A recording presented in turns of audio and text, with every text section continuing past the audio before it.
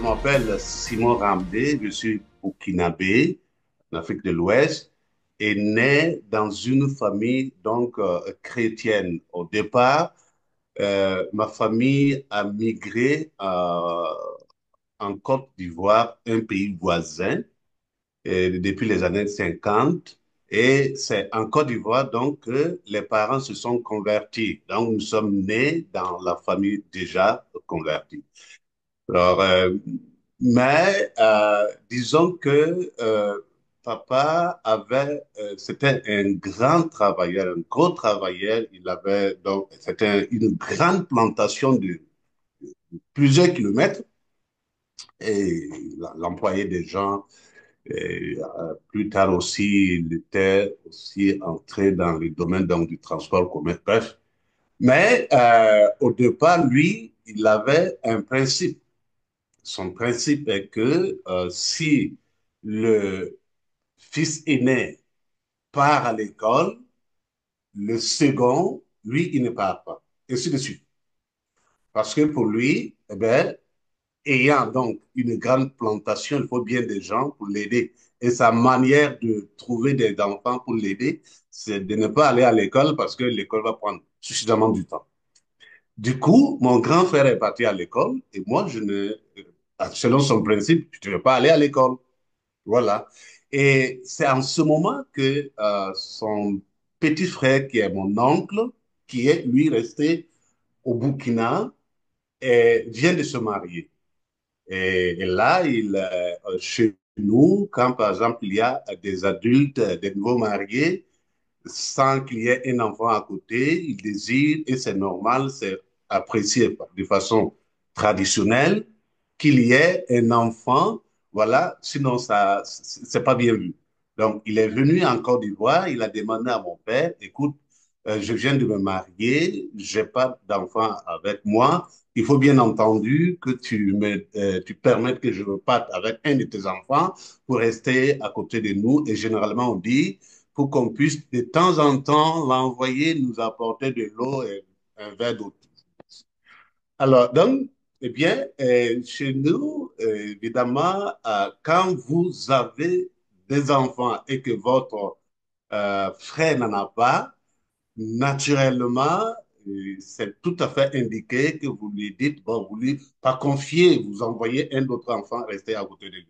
Donc, il y a plusieurs raisons. Il y a certains, c'est parce que justement, ils ont plusieurs enfants et avec un revenu assez modeste, très limité, et qui ne peut pas totalement prendre en charge et qui demande à un autre frère, cousin de la famille, un peu plus nanti que lui, de prendre un de ses enfants ou deux de ses enfants, ça arrive. Mais pour le cas de mon père, ce n'était pas du tout ça, c'était juste que son petit frère qui vient de se marier ait un enfant, voilà, à côté.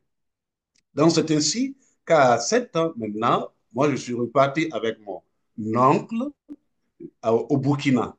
Et là où je suis arrivé dans la cour, il y avait donc deux oncles, deux oncles.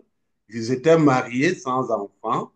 L'oncle B, que je veux dire B, c'est celui qui est resté à la maison. Et l'oncle A, c'est celui qui est venu me chercher. Donc, on s'est retrouvé dans la concession, dans la cour. Et la cour est composée de plusieurs maisons avec une clôture. Donc, c'est ça qui constitue donc la concession. Et lorsque je suis arrivé, mon oncle B, donc celui qui est venu me chercher, était d'abord un pratiquant de la religion traditionnelle, donc un féticheur, celui qui pratique la magie.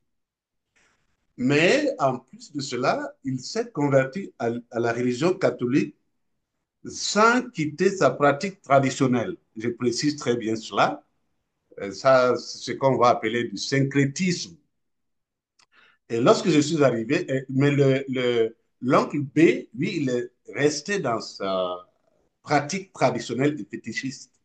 OK? Et quand je suis arrivé petit, tout petit, l'oncle qui avait un autre pied, disons comme ça, dans l'église catholique, m'a amené donc pour assister à la messe. Mais je ne me retrouvais pas parce que tout petit, De l'autre côté, en Côte d'Ivoire, j'allais à l'église, au culte, avec donc mes parents, et je viens ici, on m'amène à assister au culte, ça ne prend pas. La mayonnaise ne prenait pas. Donc, j'étais un peu euh, désorienté, je pourrais dire désappointé, c'est de l'anglicisme, désappointé. Mais finalement, je savais pas où trouver l'autre église. Donc, je suis resté à la maison pendant au moins 2 ans. Et pendant ces 2 ans, j'allais quand même à l'école et j'étais quand même très brillant. Je tenais la tête de la classe à l'école. Mais, entre-temps, quelque chose s'est passé. L'oncle B, avec qui on n'était pas totalement en odeur de sainteté, c'est-à-dire je sentais, c'est ce que moi je percevais, une tension. C'est comme, disons les choses comme ça, c'est comme s'il ne m'aimait pas. Voilà, c'est le mot. Parce que je sentais tout le temps des tensions avec lui, contrairement à l'oncle A qui est allé me chercher.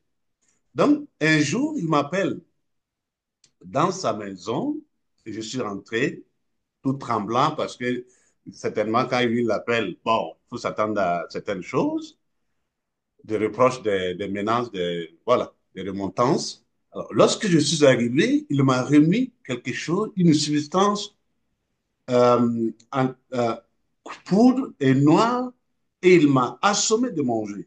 Ce sont des produits de fétiche.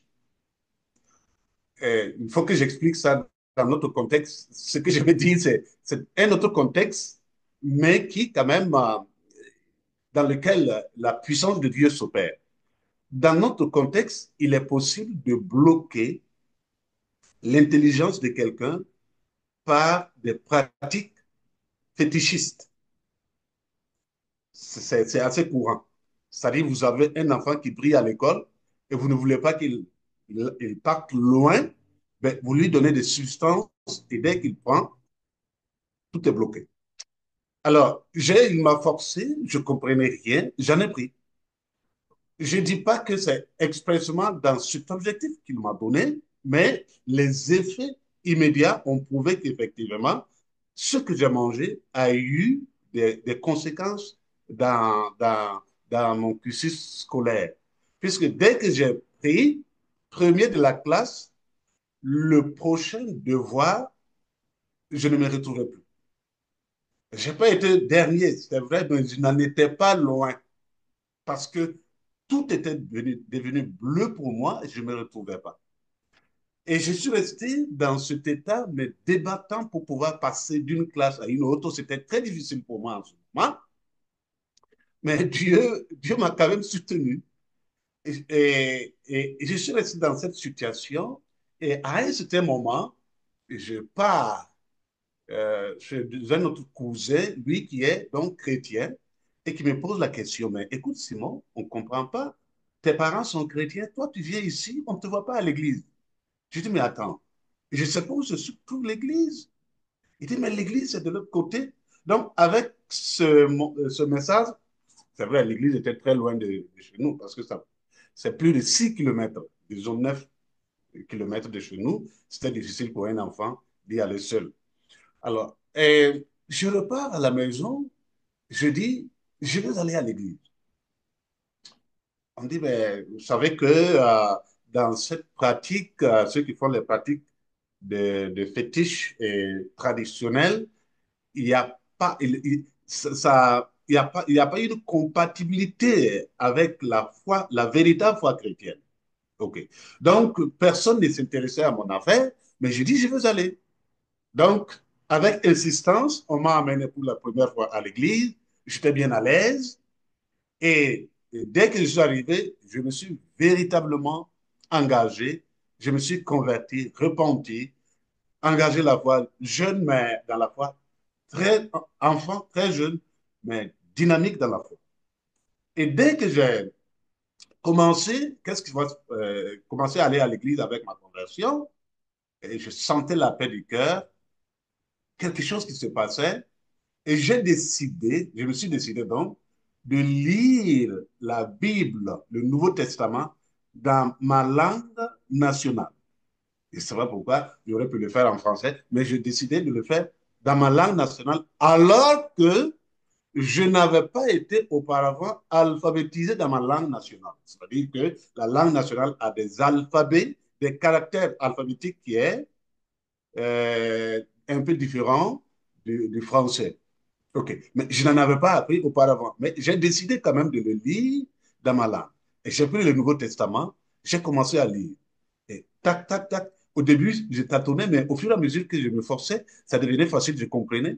C'est ainsi que j'ai fini tout le Nouveau Testament en un temps record. Et dès que j'ai fini tout le Nouveau Testament, j'ai commencé à comprendre beaucoup de choses, à prier. Voilà. Et c'est là que j'ai appris la question donc du jeûne et prière à partir de ma lecture. Je me suis décidé, je dis, ben, écoutez, je ne sais pas à quoi ça ressemble, mais tout ce que je sais, c'est qu'on ne mange pas, on ne boit pas et qu'on prie le Seigneur. C'est tout ce que je sais. Donc, je dis, eh bien, je vais le faire.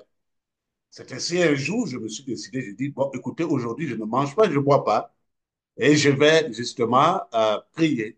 Et à 15 heures déjà, à- j'avais des vertiges. Je pense avoir vu le soleil ce jour qui s'est levé à l'ouest pour se coucher à l'est. C'est l'impression que j'ai eue sous l'effet de la fête. Et donc à 15 heures, je dis, ben, écoutez, je ne peux plus, je rentre prier pour arrêter le jeûne. Et dès que je suis rentré, j'ai commencé la prière. Pour la première fois, j'ai vécu quelque chose d'extraordinaire dans ma prière. C'est-à-dire, dès que j'ai commencé, je sentais qu'il y a comme une force qui me poussait à prier.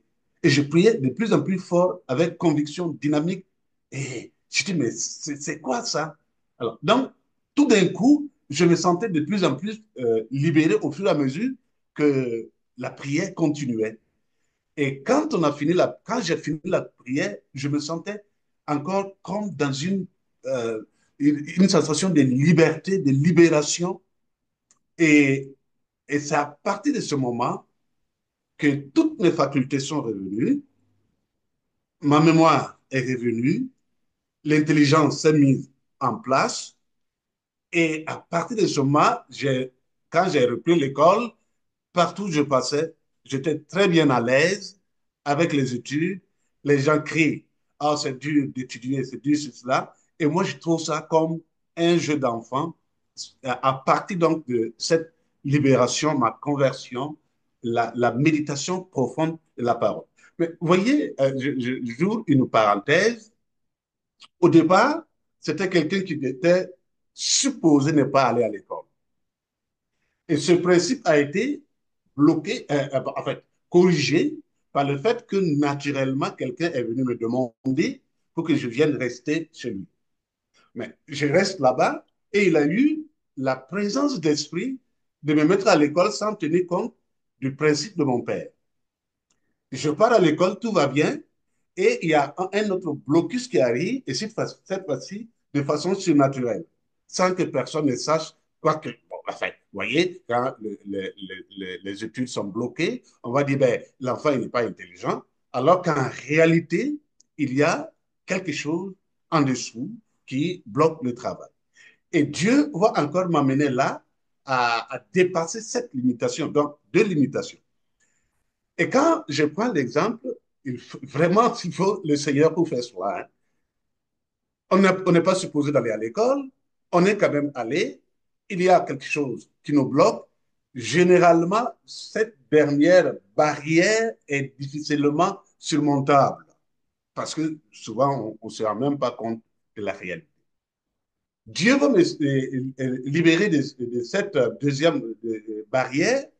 Et celui qui ne devait pas aller à l'école se retrouve avec à enseigner à l'université, si vous voulez. Si je peux faire court. À enseigner à l'université avec les diplômes que j'évite de parler pour ne pas laisser apparaître autre chose que ce que je veux dire. Alors, donc, ça, c'est la main de Dieu. Mais en plus de cela, je prends un peu le contexte religieux.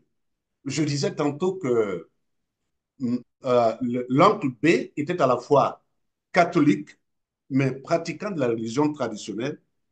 Et finalement, il a abandonné l'Église catholique pour se consacrer entièrement à la pratique de la religion traditionnelle et construire une case d'idoles et de fétiches dans, lequel, dans laquelle il fait donc des sacrifices.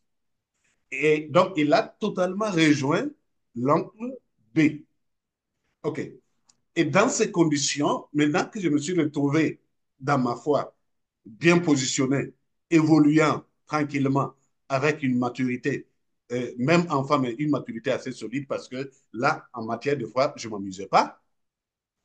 Alors, il, euh, dans sa case d'idole, il dormait en même temps, c'est en même temps sa chambre. Et par moment, il me demandait de lui apporter un certain nombre de choses. C'est ce que je faisais. Mais à un certain moment, il dit non, ne viens plus dans ma case. Parce que si tu viens dans ma case, tu déranges mes affaires. Donc, je ne veux plus te voir dedans.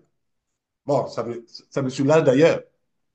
Et je me disais, ben, tiens, c'est une preuve que le Dieu que je suis, le Dieu à qui j'appartiens, est plus puissant, le raisonnement enfant, que les fétiches. Donc, je suis sur le bon chemin. Et en plus de cela, un jour, il m'appelle, il me regarde, il dit, mais toi, qu'est-ce qui se passe avec toi? Il dit, je ne comprends pas. Il dit, mais quand on veut te faire du mal sur le plan mystique, on n'y arrive pas. Alors, donc, vous voyez déjà qu'il y a eu une différence entre la période morte, ce que j'ai pris et que ça bloquait mon intelligence, et l'autre période, quand je me suis engagé devant le Seigneur. Et lui, maintenant, il tente parce que, effectivement, dans le contexte, il y a, comme on appelle, jeter un mauvais sort ou envoûter quelqu'un, faire du mal à quelqu'un de façon mystique. Et lui, s'il a posé la question, moi j'ai ri, je n'ai pas répondu, mais s'il a posé la question, c'est que certainement qu'il en a essayé, que ça n'a pas marché. Et finalement, il dit, ben, écoutez, il faut que je le lui dise. Donc, c'est comme ça qu'il va me faire comprendre que voilà, j'ai été la cible d'un certain nombre d'attaques, mais ça n'a pas fonctionné parce que ce qui est avec moi est plus grand que ce qui est avec le monde, comme le verset d'Ésaïe le disait, que les armes forgées contre Israël n'auront pas d'effet. Donc, ça, je l'ai connu. Maintenant, regardez comment ça va se passer. Un autre aspect, je suis dans un contexte qui est totalement différent de celui de mon père, qui était à quand même Nanty, où on avait la nourriture là-bas. De l'autre côté, le contexte ne me permettait pas d'être à l'aise sur le plan alimentaire. Donc, ce qui veut dire que on mangeait parfois à peine une fois par jour. Ça, c'est pas la méchanceté des parents, mais c'est le contexte. OK? Mais l'autre problème, c'est que, étant de la religion traditionnelle, il faisait des sacrifices d'animaux et de volailles. Et on n'a pas toujours l'occasion de manger la viande. Peut-être qu'il faut attendre souvent aux occasions des fêtes ou alors quand une poule ou une chèvre meurt d'une maladie ou étouffée, comme on dit, ben là, on est obligé de préparer. Alors que, étant chrétien, ma foi ne me permettait pas de manger les viandes sacrifiées ni les animaux étouffés. Ça, au moins, je le savais.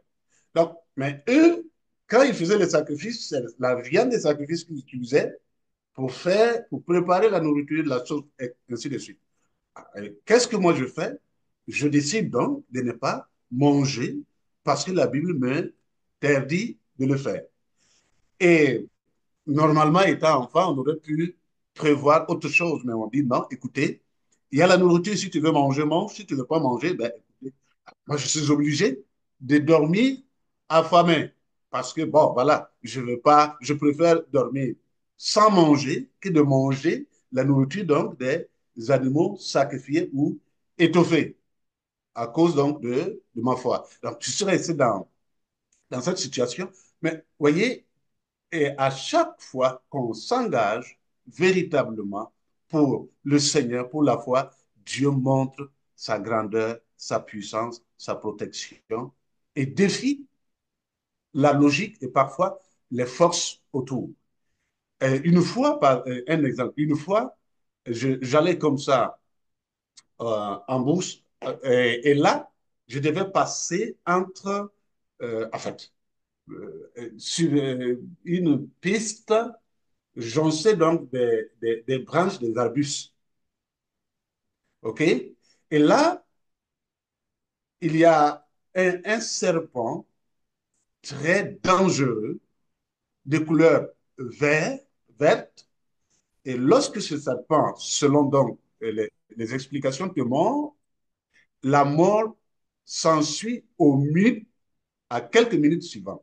Les 5 premières minutes, les 10 premières minutes, c'est fini. En tout cas, s'il n'y a pas eu une prise en charge conséquente, c'est la mort. Et alors, moi, je marchais tout tranquillement, innocent, lorsqu'à un certain moment, brusquement, j'ai senti une main sur ma poitrine qui me bloque et je ne peux plus bouger. Donc, j'étais bloqué, arrêté et j'étais figé, regardé comme ça. Et tout d'un coup, je vois devant moi, à 1 mètre à peu près de moi, un serpent qui s'était préparé pour mordre. C'est comme s'il avait entendu le bruit de mes pas et s'était préparé. Vous savez que le serpent, pour mordre, il prend une position. Donc, il a pris la position pour me mordre. Et généralement, ce serpent, comme il se confond à la couleur des feuilles des arbres, il vous mord et vous ne voyez rien et il disparaît. Et c'est après que vous vous rendez compte qu'il y a un problème, mais c'est trop tard. Voilà. Donc, lorsque le serpent s'est rendu compte que je me suis arrêté, c'est comme s'il a compris que lui aussi, il a été découvert et il a disparu. C'est en disparaissant que moi, je me suis rendu compte qu'il y a un serpent qui s'était préparé pour me mordre. Là, c'est un des miracles qui me fait penser à la présence des anges qui nous protègent, qui nous gardent. Hein, et quand on est en danger, ils viennent en danger. Alors, il y a eu tellement des actions dans le sens de protection. Par exemple, une fois, j'étais dans la forêt et puis il y a un arbre, l'arbre qui tombait à partir, coupé à partir rompu à partir du tronc. Et le tronc d'arbre m'a frappé sur le joue ici et j'ai tombé évanoui. Et, non, et tous ceux qui étaient à côté pleuraient parce que c'est la mort. Mais quelques minutes plus tard, je me suis levé sans la moindre égratignure. Et je n'ai même pas senti, il n'y a rien, je continuais à faire ce que je faisais, comme si rien n'était. Et là, tout le monde était dépassé, on disait, mais c'est pas possible, qu'est-ce qui se passe avec ce monsieur? Mais cet enfant, là, c'était vraiment la main de Dieu qui prouve que lorsqu'on s'engage pour le Seigneur, il est avec moi. C'est ainsi que, bon, plus tard, je vais recevoir l'appel pour aller donc dans le service du Seigneur que j'ai commencé il y a quelques années, en fait, quelques petites années de cela. Et j'ai voulu, euh, dans l'œuvre de Dieu, pendant que j'enseigne aussi à l'université, parce que plus tard, j'ai fait des études en théologie, en philosophie, en éthique, en sciences des religions et bien d'autres qui m'ont permis donc d'avoir un certain nombre de bagages pour pouvoir euh, enseigner et former. Actuellement, j'ai participé à la formation de plus de 1000 pasteurs dans mon pays. C'est vrai que de tout le long de mon témoignage, vous n'avez pas entendu parler du nom de Jésus. Mhm. Parfait, et ça me permet donc de revenir. Alors, Jésus, c'est justement le Fils de Dieu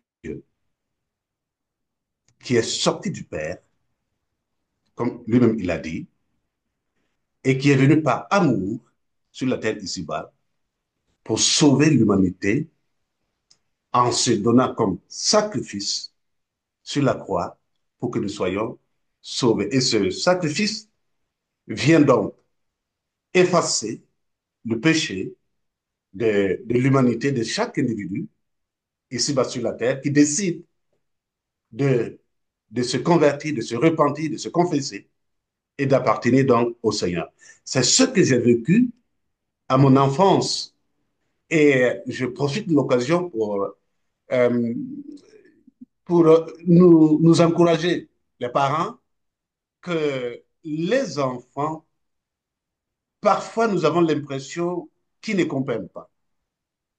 Nous avons l'impression qu'il ne faut même pas perdre du temps avec eux sur un certain nombre de choses, mais avec mon expérience, je pense que ça peut être une erreur quelque part, parce que là, j'ai même pas eu autour de moi, j'ai pas été entouré, j'ai pas eu la possibilité, j'ai pas été dans un contexte qui me permet rapidement d'être en contact avec la parole et puis me développer. Mais c'est le